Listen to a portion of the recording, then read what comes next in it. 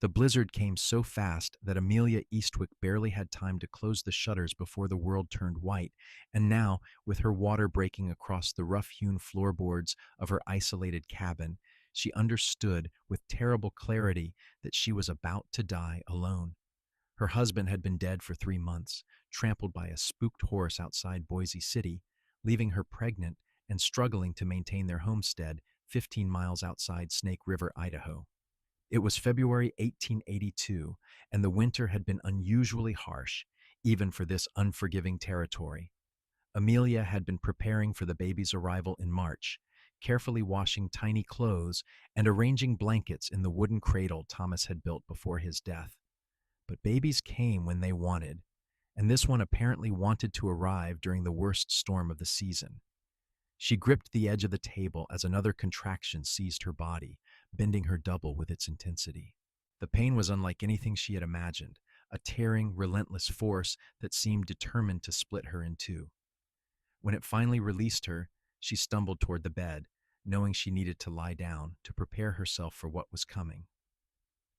The cabin was small, just 2 rooms, but it was well built, and Thomas had chinked every crack to keep out the Idaho winds.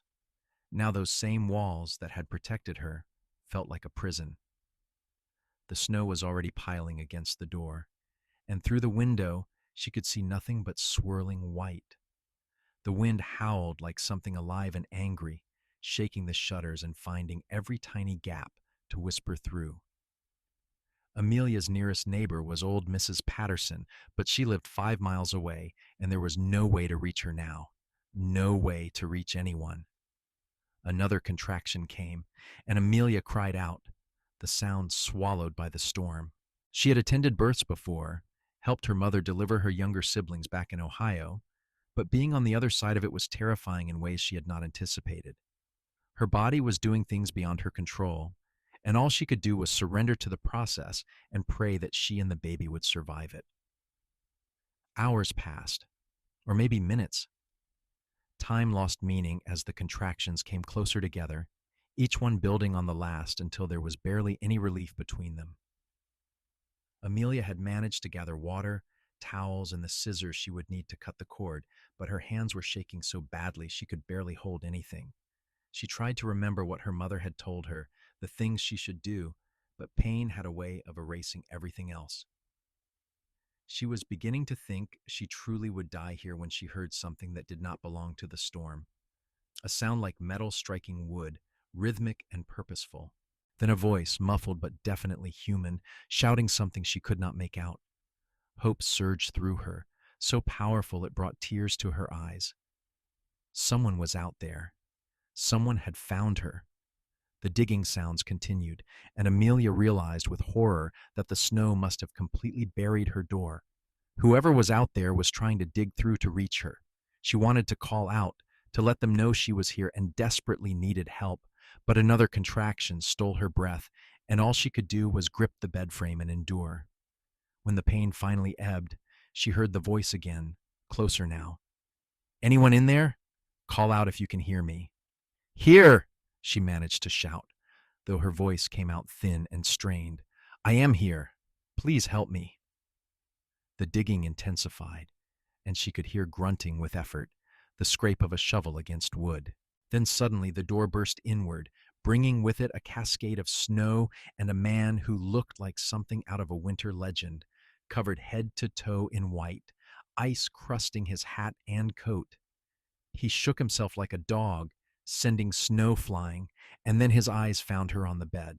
She saw him take in the situation instantly, her swollen belly, her pain-twisted face, the water-soaked mattress beneath her. "Sweet, merciful heaven," he said, and his voice was rough but kind. "Madam, I am going to help you. My name is Warren Zane, and I have delivered calves and foals, and once even a child back in Kansas. You are not alone anymore." Amelia wanted to laugh at the absurdity of comparing her to livestock, but another contraction was building, and all she could do was nod frantically. Warren shrugged out of his heavy coat and tossed his hat aside, revealing a man in his late 20s with dark hair and serious gray eyes. He moved with the kind of confidence that came from someone used to handling emergencies, rolling up his sleeves as he approached the bed. "How long have you been laboring?" he asked, his hands already checking her pulse, feeling her forehead for fever. "Hours," she gasped. "Since morning, I think." "What time is it?" "Near 4 in the afternoon. I found your place by pure luck. My horse threw a shoe about 2 miles back, and I was looking for shelter when I saw your chimney smoke. Barely visible through the storm, but enough." He moved to the foot of the bed, his expression serious. "Madam, I need to check how far along you are. Is that all right?" She nodded, beyond modesty now. She just needed this baby out, needed to know they would both survive. Warren was gentle but efficient, and when he looked up, his face was grave. "You are fully ready. When the next contraction comes, you are going to need to push. Can you do that?"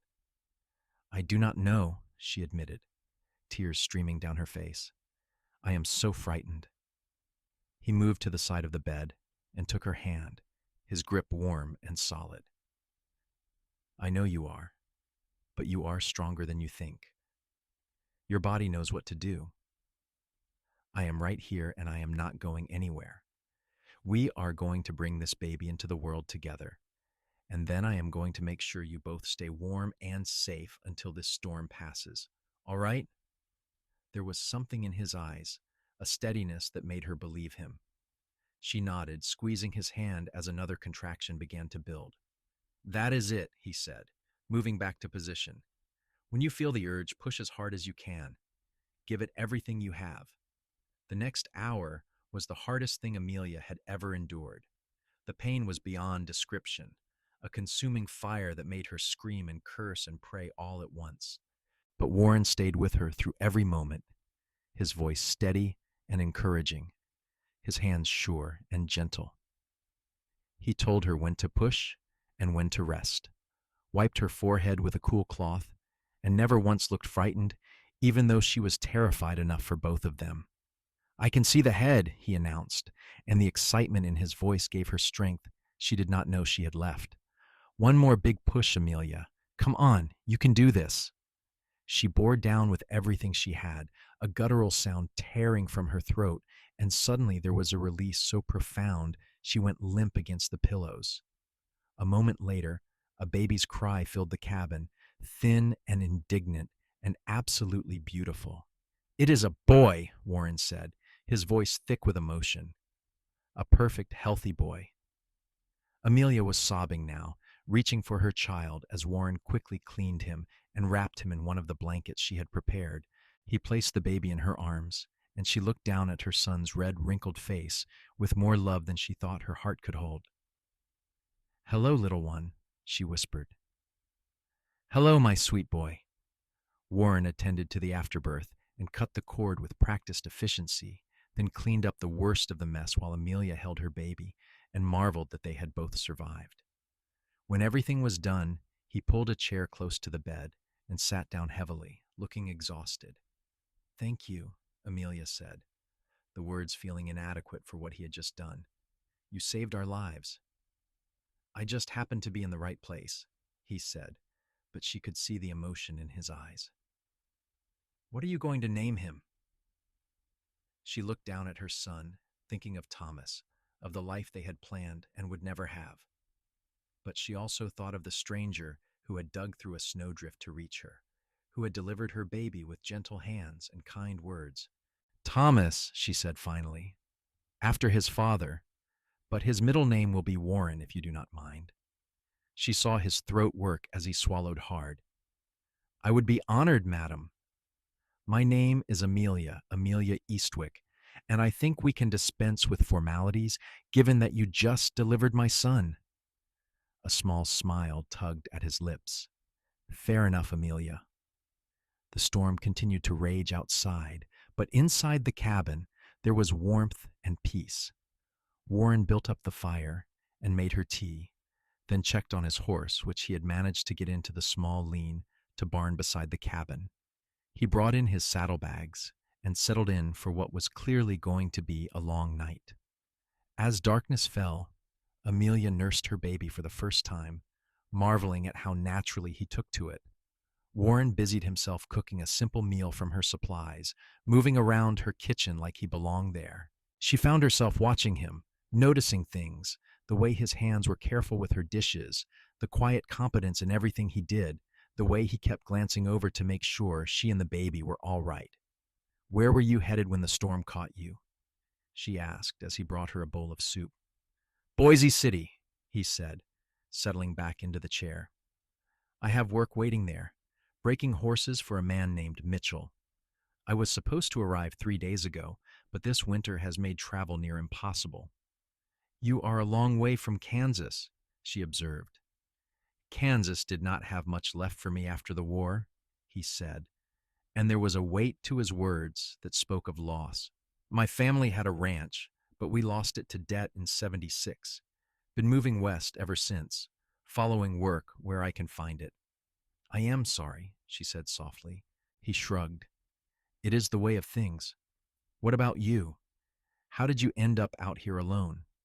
So she told him about Thomas, about how they had come west with dreams of building something of their own, about the accident that had stolen him away.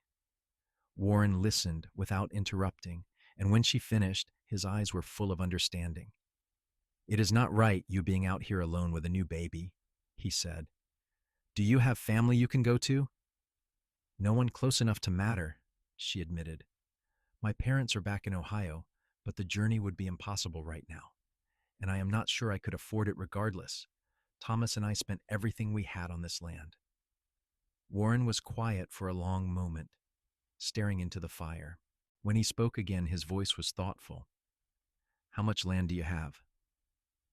160 acres, a homestead claim. We only had to prove it up for another year, and it would be ours free and clear." "And you want to keep it?" She looked around the cabin, at the home Thomas had built for them, at the life they had started together. "Yes," she said firmly. "I do, for Thomas Jr. here. So he has something of his father's." Warren nodded slowly. "Then you are going to need help. This land will not work itself, and you cannot manage it alone with an infant." "I know," she said, frustration and fear creeping into her voice. "I have been trying to figure out what to do, but every option seems impossible."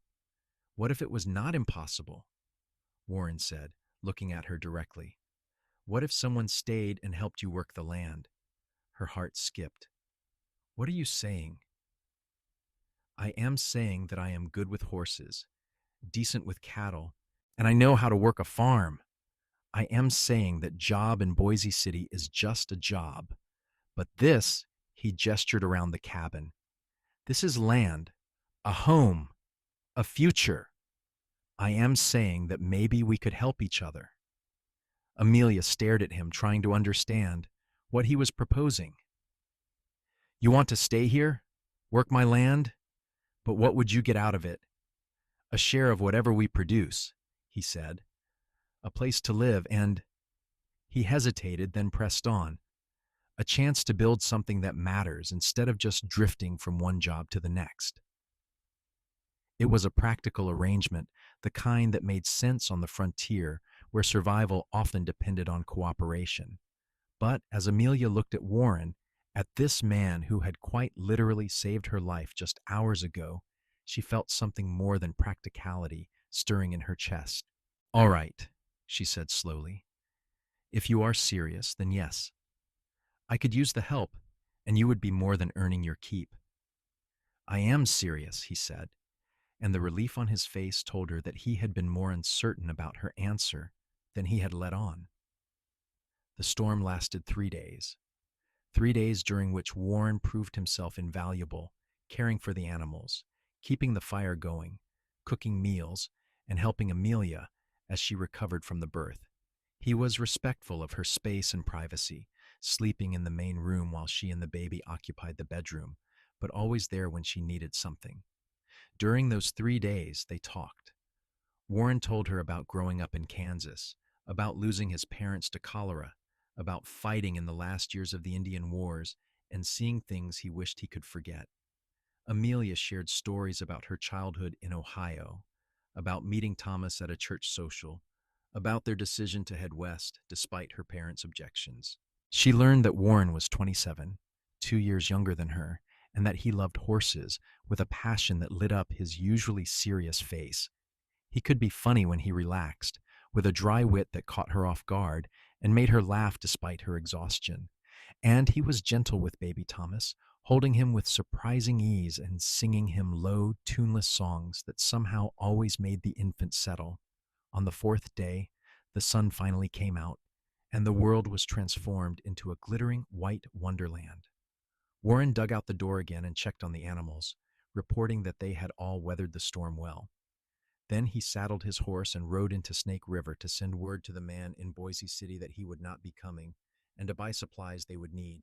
When he returned that evening, he had a wagon full of goods and a determined look on his face. "I sold my horse," he said in response to her shocked expression. "Got a good price for him, and we needed the money for supplies more than I needed a saddle horse. The work horses you have will do fine for what we need." "Warren, you did not have to do that," Amelia protested. "Yes, I did. We are partners now, remember? That means your needs are my needs. And you needed supplies." Partners. The word hung between them, meaning so much more than just a business arrangement. Over the following weeks, as winter slowly loosened its grip and spring began to whisper its arrival, that partnership deepened in ways neither of them had anticipated. Warren worked from dawn to dusk, repairing winter damage, preparing the fields for planting, and tending the small herd of cattle Thomas had started. Amelia recovered her strength and managed the household, caring for the baby and cooking meals that Warren praised with genuine appreciation.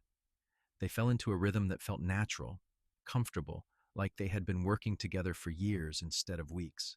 But there were moments that felt like more than partnership. Times when their hands would brush passing a dish, and the contact would linger just a second longer than necessary. Times when she would catch him watching her with an expression she could not quite read. Times when she would find herself thinking about him when she should be focused on other things.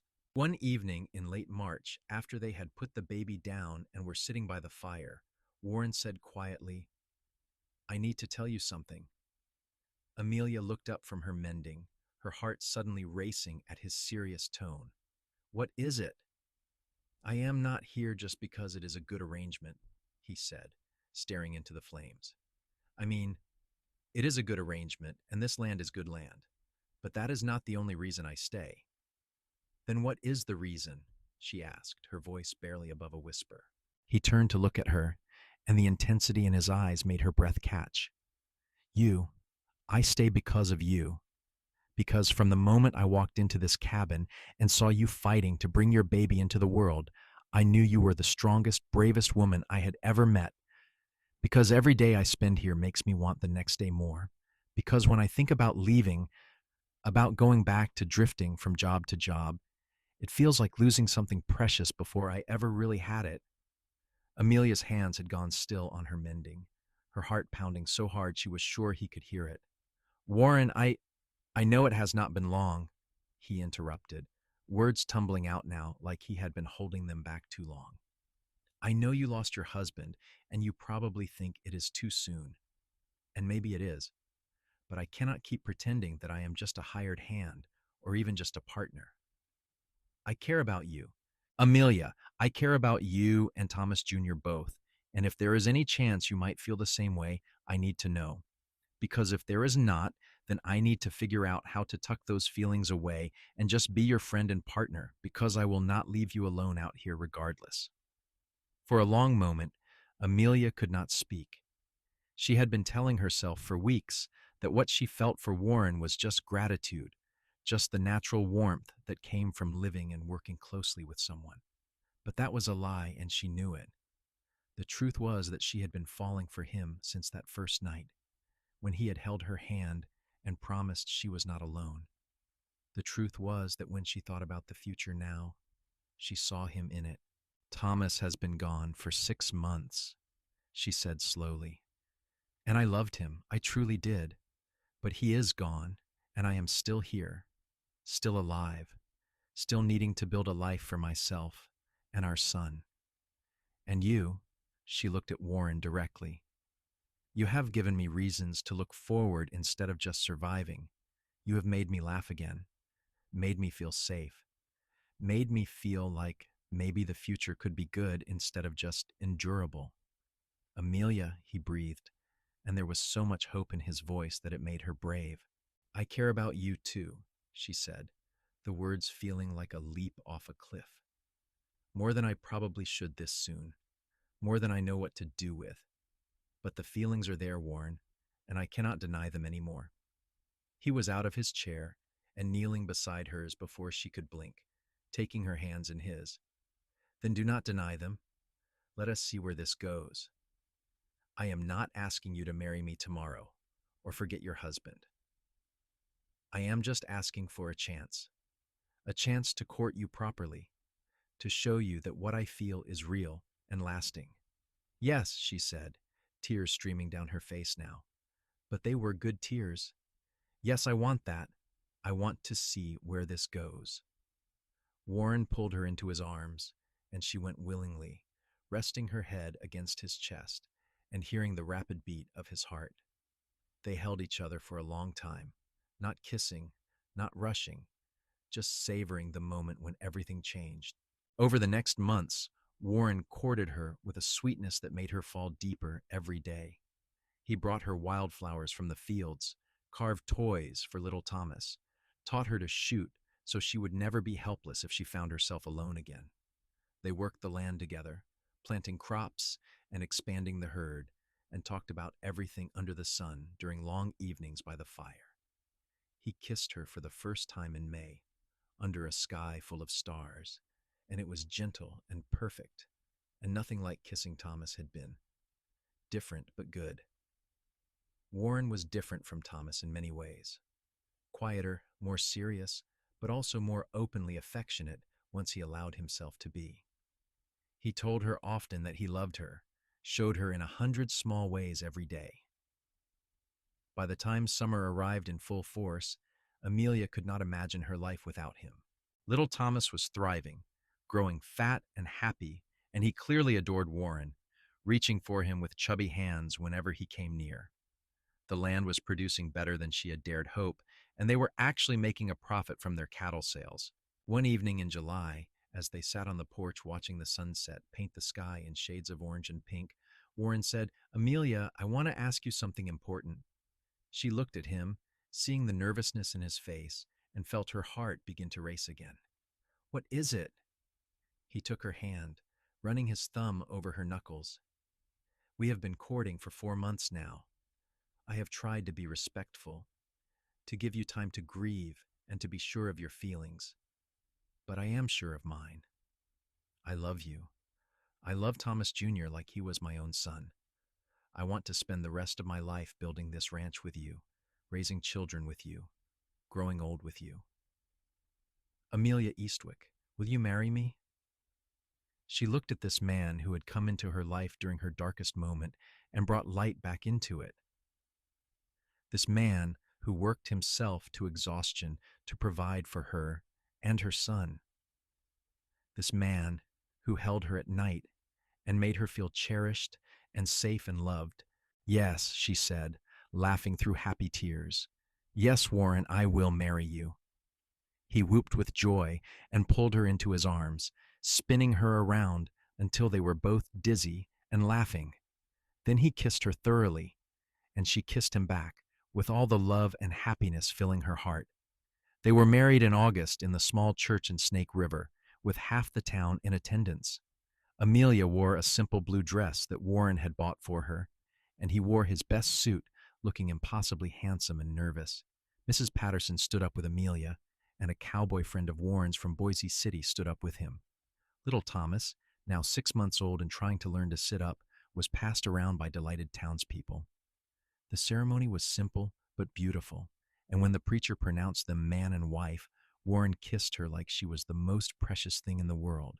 They had a small celebration afterward at the church hall, with food and music and dancing, and Amelia felt happier than she had thought possible a year ago. Their wedding night was spent back at the ranch, in the cabin that was now truly their home together. Warren was patient and tender, And Amelia discovered that physical love could be even more wonderful when it was built on deep friendship and genuine affection. They lay together afterward, her head on his chest, his arms around her, and talked quietly about their dreams for the future. I want to expand the herd, Warren said, running his fingers through her hair. Maybe get into breeding quality horses. There is good money in that, and I have the skill for it. That sounds wonderful, Amelia murmured sleepily. And I would like to have a garden big enough that we can sell vegetables in town, maybe even some laying hens for eggs. We can do all of that, he said, kissing the top of her head. We can build something really special here, Amelia. Something to be proud of. We already have, she said, thinking of the love they shared, the family they were building. Everything else is just details. The next year was full of hard work and happiness in equal measure. Warren did indeed start breeding horses, buying a fine stallion and selecting the best mares. The foals they produced were strong and smart, and word spread quickly about the quality of Zane Ranch horses. Amelia's garden flourished, and she sold produce at the small market in Snake River every week. Little Thomas grew into a toddler, running around on sturdy legs and getting into everything. He called Warren Papa and clearly had no memory of his biological father, which sometimes made Amelia sad but also felt right. Warren was his father in every way that mattered, loving him and guiding him with patience and affection. In the spring of 1884, Amelia discovered she was pregnant again. Warren was overjoyed, picking her up and spinning her around despite her protests that she was too heavy now. This pregnancy was easier than her first, perhaps because she was not grieving and alone. She had Warren beside her every step of the way, worrying over her, making sure she did not overwork herself, talking to her growing belly in the evenings. Their daughter was born in November during a much gentler snowfall than the blizzard that had brought Warren into their lives. This time Amelia had the town doctor present, and Warren held her hand through the whole labor, coaching her the same way he had that desperate day in the cabin. When the baby girl emerged with a full head of dark hair and lungs that could wake the dead, they both cried with joy. "What should we name her?" Warren asked, carefully holding his daughter for the first time. Amelia thought for a moment. "Rose. Rose Amelia Zane. Because she is beautiful and perfect, and she bloomed in our lives like a rose in winter." "Rose," Warren repeated, looking down at his daughter with pure love. "It is perfect. You are perfect." He looked at Amelia then, his eyes shining. "Thank you for this. For her, for Thomas, for everything. You have given me a family, a home, a life I never thought I would have. I love you so much it scares me sometimes."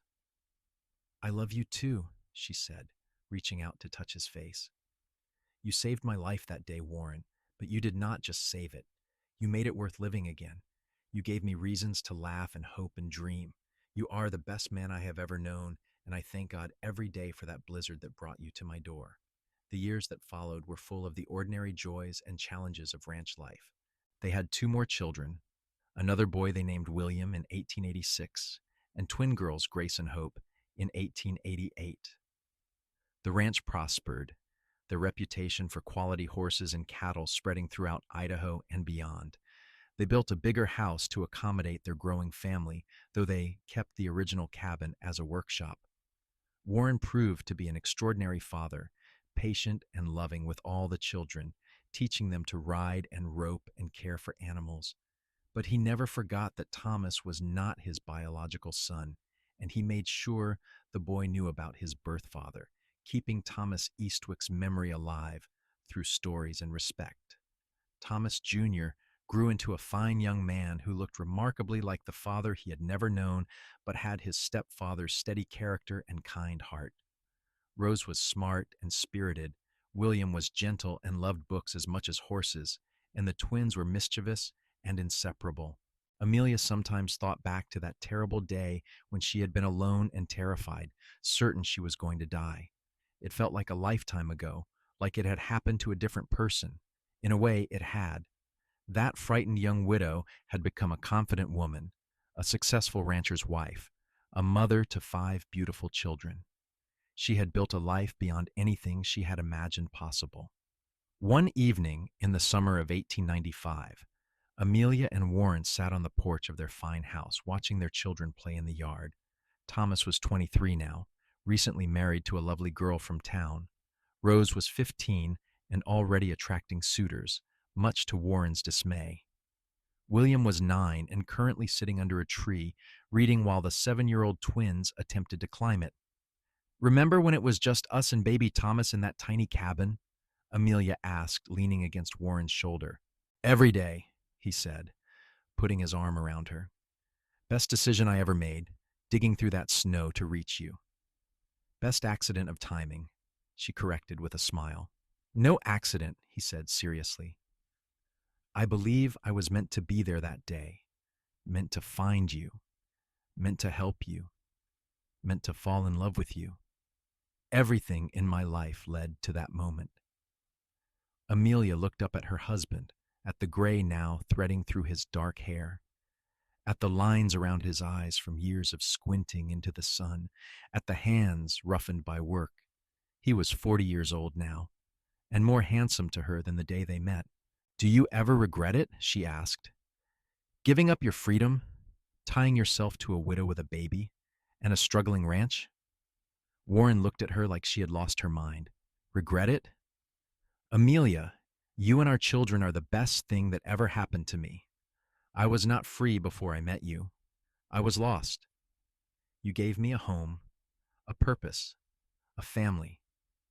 You gave me everything." He cupped her face in his hands. "I love you more today than I did the day I married you, and I will love you more tomorrow than I do today. That is just how it works with us." She kissed him then, soft and sweet, still feeling that flutter in her chest that she had felt the first time all those years ago. When they pulled apart, she rested her forehead against his. "I love you, Warren Zane. Thank you for saving me. Thank you for staying. Thank you for loving me and my son. Thank you for the life we built together. Thank you for letting me," he whispered back. "Thank you for taking a chance on a half-frozen cowboy who showed up at your door. Thank you for seeing past the grief and fear to what we could be together. Thank you for every day." They sat together as the sun set, painting the Idaho sky in brilliant colors, surrounded by the laughter of their children and the peace of knowing they were exactly where they belonged. The ranch stretched out around them, green and prosperous, a testament to years of hard work and dedication. But more than that, it was a testament to love, the love that had been forged in crisis and grown stronger through every season and challenge. Thomas Jr.'s wife was expecting their first grandchild, due in early winter. Amelia had already started knitting blankets and making plans to help with the birth. She thought of how frightened she had been when Thomas was born, alone and certain she would die.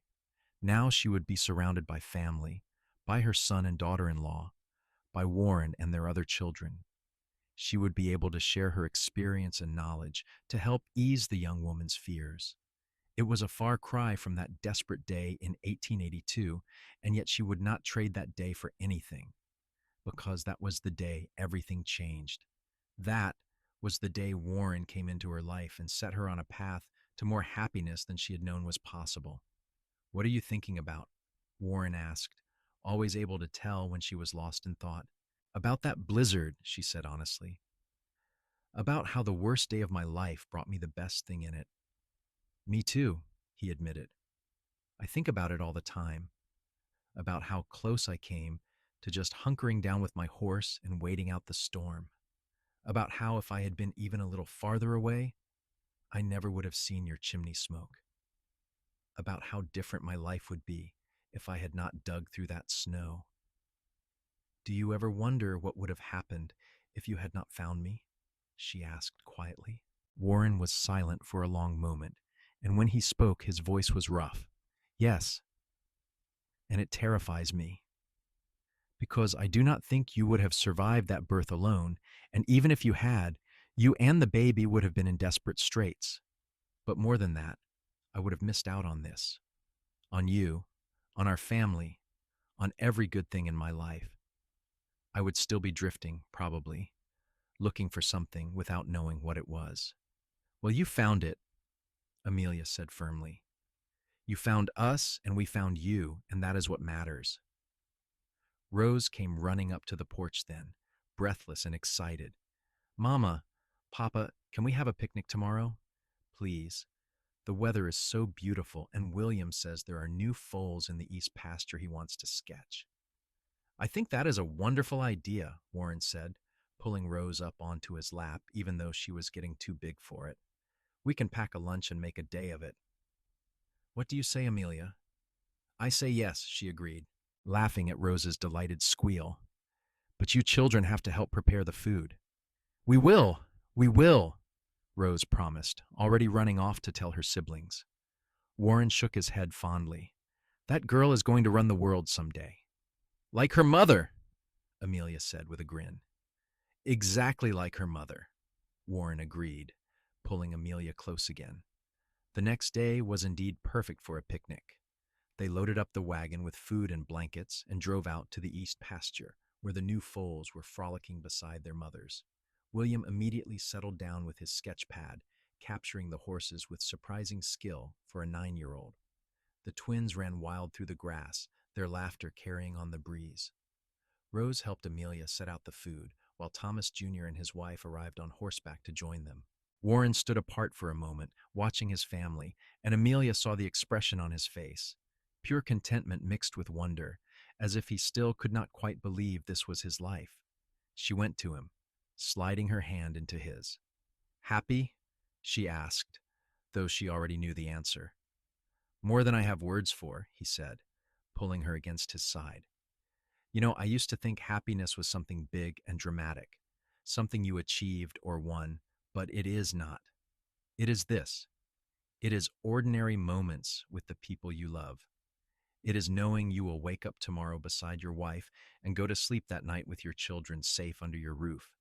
It is building something that will outlast you. You are getting philosophical in your old age, she teased. I am not old, he protested. I am in my prime. Of course you are, she soothed, patting his chest. He caught her hand and brought it to his lips. I mean it, though. This, right here, right now. This is everything I ever wanted and things I did not know enough to want. Thank you for giving it to me. We gave it to each other, she corrected. That is how marriage works. They joined the family then, eating fried chicken and fresh bread and the pie Amelia had made that morning. Thomas Jr. talked about his plans to start his own small ranch on the edge of their property, and Warren immediately offered to help him build. Rose chattered about the books she was reading and her dreams of maybe going to Boise City for school. William showed them his sketches, which were genuinely impressive. The twins demanded stories, and Warren obliged with tales of his cowboy days that were probably only half true, but entirely entertaining. As the afternoon wore on and the children dispersed to various activities, Amelia found herself alone with her eldest son. Thomas had his father's features and build, but his mannerisms were all Warren's. The way he stood, the way he tilted his head when thinking, the way he spoke gently and thoughtfully. Mama, he said suddenly, can I ask you something? Always, she said, curious about his serious tone. Do you think my father would be angry that I call Warren Papa? Amelia felt her heart squeeze. They had talked about this when Thomas was younger, but clearly with his own child on the way, he was thinking about it again. Oh, my dear boy. Your father loved you before you were even born. He would want you to be happy and loved and cared for. Warren has been your papa in every way that matters since you were 6 months old. Your father would be grateful to him for being the man he could not be because of his death, and he would be so proud of the man you have become. I wish I could remember him, Thomas said quietly. I try sometimes, but there's nothing there. I know, and I am sorry for that. But I have told you stories, shown you the things he made, tried to keep his memory alive. You carry his name and his blood. But you also carry Warren's teachings and love. You are a product of both men, and that is something to be proud of. Thomas nodded, his eyes suspiciously bright. I am glad you married Warren. I am glad he stayed. So am I, she said, hugging her son. So am I. That evening, as they rode home in the wagon with tired, happy children piled in the back, Warren reached over and took Amelia's hand. The sun was setting again, because sunsets were a daily miracle in Idaho, and the sky was ablaze with color. I want to do this forever, Warren said quietly. Do what? This. Spend days with you and our family. Work the land we love.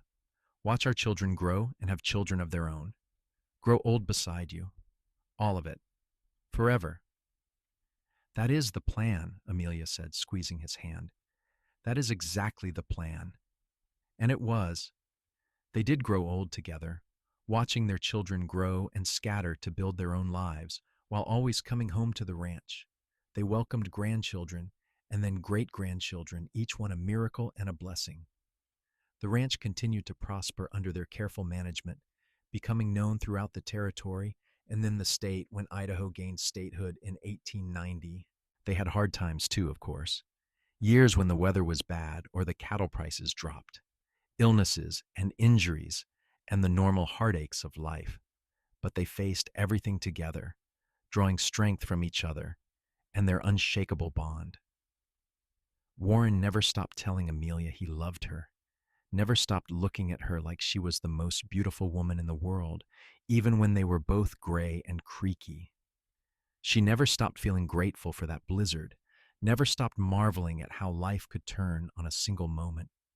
On their 20th anniversary in 1904, Warren took her back to the original cabin, which they had maintained all these years. It looked smaller than she remembered, but it was still solid, still the place where their life together had truly begun. Do you remember? Warren asked, pulling her inside. Every second, she said, looking around at the space that had witnessed so much. I was so frightened, so sure I was going to die. And then I showed up and compared you to a cow, he said with a self-deprecating grin. She laughed, the sound echoing in the small space. You did, and you delivered my baby like you had done it 100 times before. I was terrified, he admitted. I kept thinking about all the things that could go wrong, all the ways I could fail you, but I could not let you see that. You needed me to be confident, so I was. You were perfect, she said, going to him and wrapping her arms around his waist. You saved us, and then you stayed and made us a family. You took on another man's son and loved him like your own. You built a life with me that is better than any I could have imagined. You are the best man I have ever known, Warren Zane, and I love you with everything in me. He kissed her then, soft and sweet and full of 20 years of love and partnership. When they pulled apart, both of them had tears on their cheeks. I love you too, he whispered. Always have, always will. You are my heart, Amelia. My home, my everything. They stood together in that little cabin where it had all begun, holding each other close, and Amelia thought about the young widow she had been and the confident woman she had become. She thought about fear and hope, loss and love, endings and beginnings. She thought about how one man's kindness and courage had transformed her life in ways she was still discovering. Later, as they walked back to the main house hand in hand, she looked up at the sky. It was clear and bright, full of stars, so different from that howling blizzard 22 years ago. But she was grateful for that storm. Grateful for every snow-filled wind gust that had driven Warren to seek shelter. Grateful for the desperation that had made him dig through the drift to reach her door. Because that storm had brought her Warren, and Warren had brought her everything else. Their story could have ended in tragedy. A young woman dying in childbirth, alone and forgotten in an isolated cabin. Instead, it became a love story, an adventure, a legacy. They built something that would last long after they were gone, a family, A ranch, a name that meant something in their community. But most importantly, they built a love that sustained them through everything life threw their way. As they reached the porch of their home, surrounded by the sounds of their grandchildren playing inside, Warren pulled Amelia close one more time. "Thank you," he said simply. "For what?" she asked, though she smiled because she knew what he would say. "For taking a chance on me, for letting me stay, for loving me, for every day of the last 22 years, for this life we built together, for everything." "The thanks go both ways," she said, reaching up to touch his face. "You gave me back my life when I was sure it was over. You gave me love when I thought I would never feel it again. You gave me a family and a future and reasons to wake up grateful every single day. I am the lucky one, Warren." "We are both lucky," he said. And that was the truth of it. They were both lucky. Lucky that a blizzard had come when it did. Lucky that a cowboy had seen her chimney smoke. Lucky that he had been brave enough to dig through and kind enough to stay. Lucky that they had found each other in that moment of crisis and built something beautiful from it. As they went inside to the warmth and chaos of their family, Amelia looked back one more time at the sky. The stars were brilliant tonight, and somewhere in their pattern, she liked to think Thomas Eastwick was smiling down on them, smiling at the life his son had, at the family that surrounded him, at the man who had stepped up to be his father. "Thank you," she thought toward heaven. "Thank you for Warren. Thank you for the blizzard. Thank you for the second chance." And then she went inside to her husband and her family and the life that was so much richer than any story, any dream, any hope she had ever dared to hold. A life built on love and partnership and the simple courage to keep going even when everything seemed impossible. That night, as Amelia and Warren prepared for bed, she caught sight of herself in the mirror. She was 47 now, no longer the young woman who had given birth alone in a snowstorm. There were lines on her face and gray in her hair, evidence of years lived and challenges faced. But her eyes were happy, and when Warren came up behind her and wrapped his arms around her waist, resting his chin on her shoulder, she saw in the mirror what they had become together. "Still the most beautiful woman I have ever seen," Warren murmured, meeting her eyes in the reflection. "You need spectacles," she said, but she was pleased. "My vision is perfect. I see you exactly as you are, strong, beautiful, the center of everything good in my life." She turned in his arms, looping her hands behind his neck. "How did I get so lucky?" "Wrong question," he said, brushing a strand of gray hair back from her face. "The question is, how did that lost cowboy in a blizzard get lucky enough to find you?" "Maybe we both just got lucky," she said, and kissed him. They made love that night with the tenderness of long familiarity, knowing each other's bodies as well as their own, taking time and pleasure in the connection that had only deepened over the years. Afterward, they lay tangled together, talking softly about nothing and everything. "Do you think the children know how lucky they are?" Warren asked, "to grow up in a house full of love?" "I think they will understand when they are older and have children of their own," Amelia said. "Right now they just think this is normal, how every family is." "I wish every family was like ours," Warren said. "I wish every child felt as safe and loved as ours do." "You are a good man, Warren Zane," she said, kissing his chest. "The best I know." They drifted off to sleep, wrapped around each other, and Amelia's last thought before sleep claimed her was how grateful she was for every single day. The hard ones and the easy ones, the ones full of work and the ones full of rest. All of them were precious because she got to live them beside this man. The years continued to pass, bringing changes and challenges, but never shaking the foundation of what Warren and Amelia had built together. Thomas Jr. and his wife had 3 children, making Warren and Amelia doting grandparents.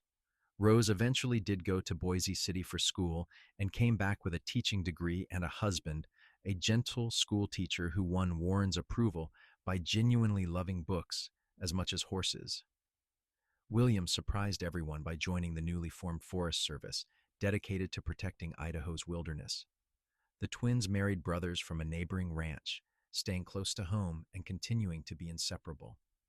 Through it all, Warren and Amelia were the steady center, the foundation upon which their family was built. They still worked the ranch, though they had hired hands now to help with the heavy labor. They still made decisions together, still talked through problems and celebrated victories.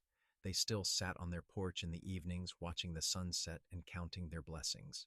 When Warren turned 50 in 1907, they threw a big party with the whole family and half the town in attendance. People came from miles around to celebrate the man who had helped so many of them over the years, shoeing their horses, giving advice on cattle, lending a hand during hard times. Warren was respected throughout the county, known as honest and fair, and always willing to help a neighbor. During the party, Thomas Jr. raised a glass for a toast. "To my father," he said, and though everyone knew Warren was not his biological father, no one thought to correct him. The man who taught me what it means to be strong and gentle at the same time. The man who showed me how to treat a wife, how to raise children, how to work hard and live honorably. I would not be half the man I am without his example. To Papa. To Warren, the crowd echoed, raising their glasses.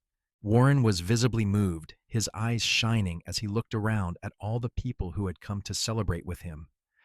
But when his eyes found Amelia's, she saw what she always saw there: love, gratitude, contentment.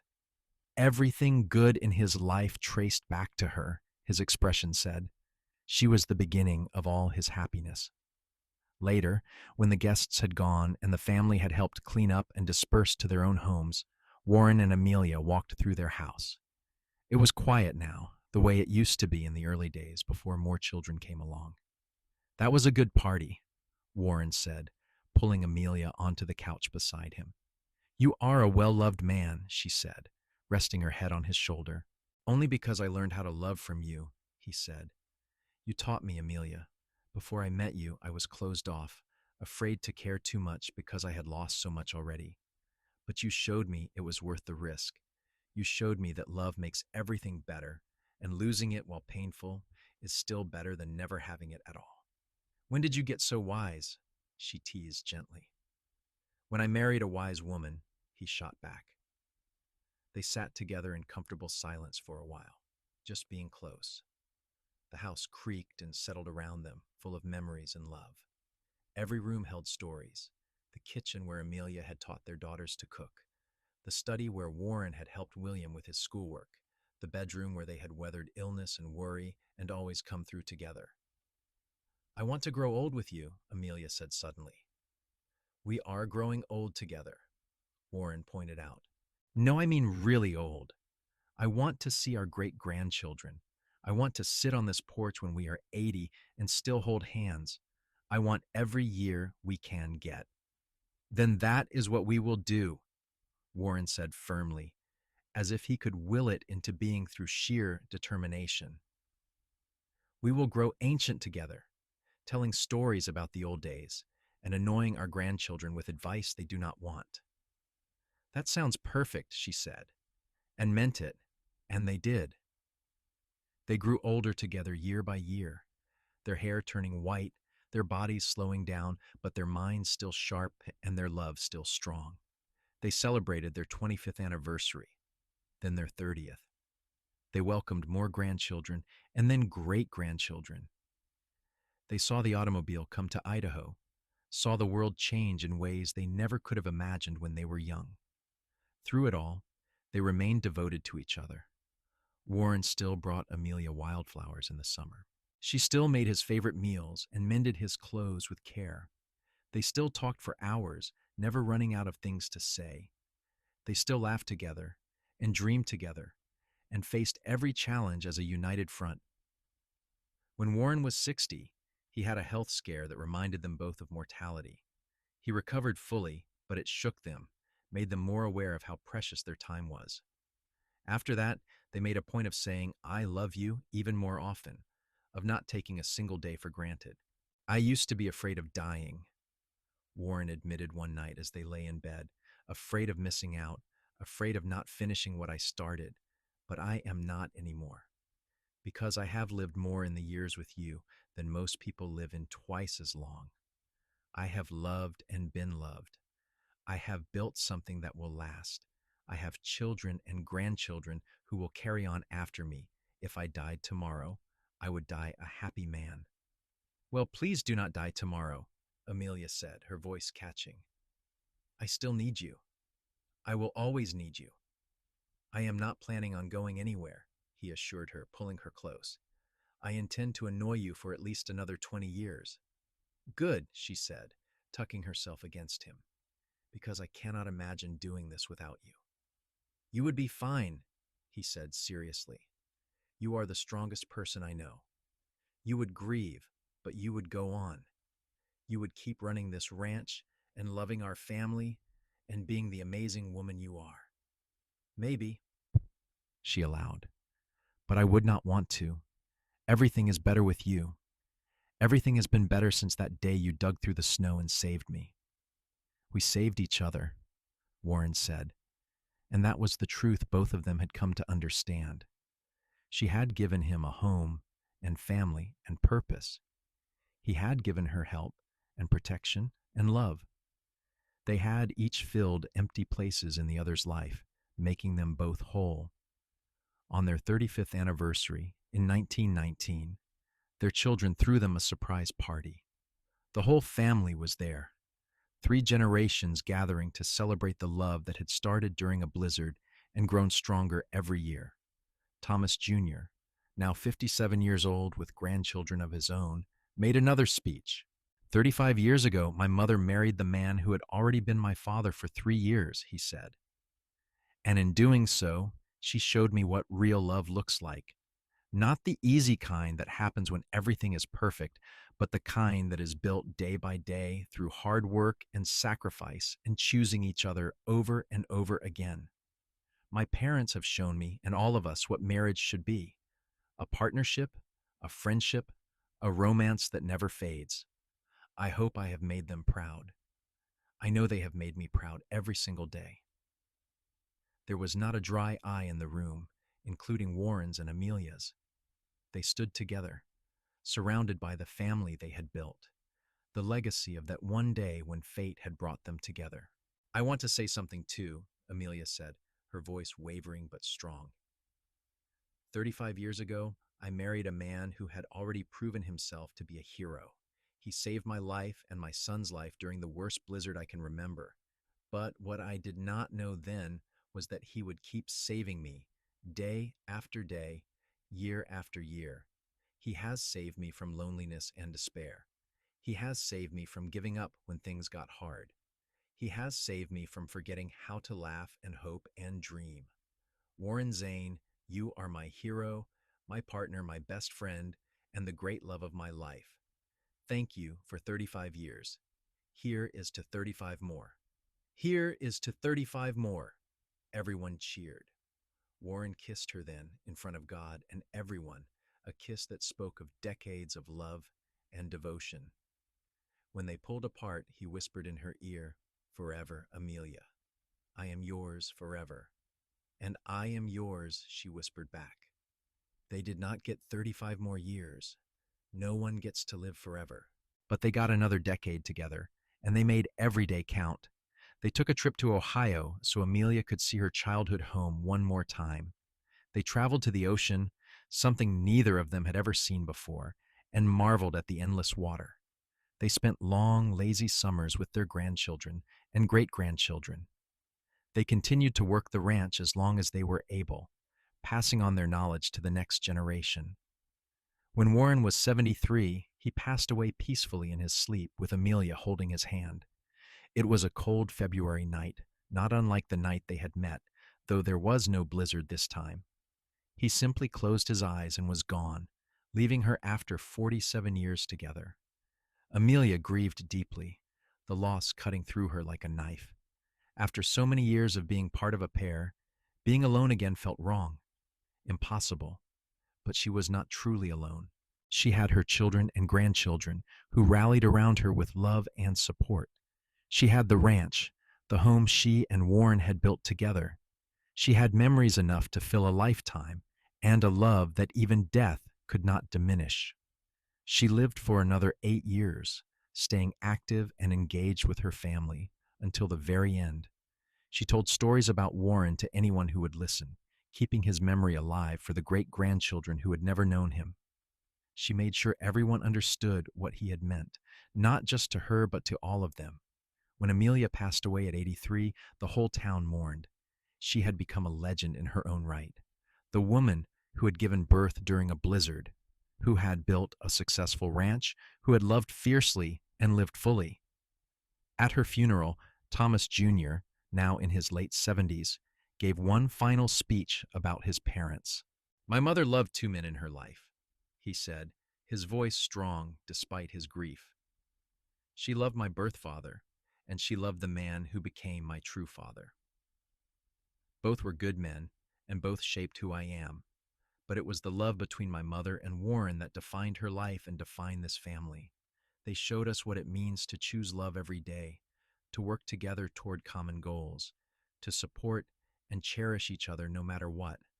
Their legacy is not just this ranch or even this family.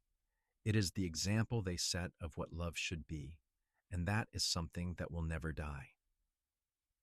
They buried Amelia next to Warren in the small cemetery outside Snake River, under a tree that overlooked the valley they had loved. Their headstone was simple, just their names and dates and one line: "Together in life, together in eternity." The ranch continued on, passed down through the generations. Thomas Jr.'s children ran it, and then their children after them. The original cabin was preserved as a family monument, the place where the Zane family story truly began. And every February, on the anniversary of that blizzard that had changed everything, the family gathered there to tell the story of how it had all started. How a pregnant widow had been alone and terrified. How a cowboy had seen chimney smoke through a blizzard and made the choice to investigate. How he had dug through snow to reach her, delivered her baby, and then stayed to build a life beyond either of their dreams. How fear had turned to trust, trust to friendship, friendship to love. How two broken people had made each other whole. It became a family legend, the story of Warren and Amelia. But it was more than just a story. It was a reminder that love could come from the most unexpected places, that hope could bloom even in the darkest times, that kindness and courage could change lives forever. And somewhere in whatever comes after this life, Warren and Amelia were together still holding hands, still talking for hours, still grateful for that blizzard that had brought them together, still in love as they would be for all eternity, because some loves are too strong for even death to end. Some bonds are too deep for even time to erode. What Warren and Amelia had built together, that foundation of trust and respect and genuine affection, had created something that would last as long as there were people to remember their story, and they would be remembered.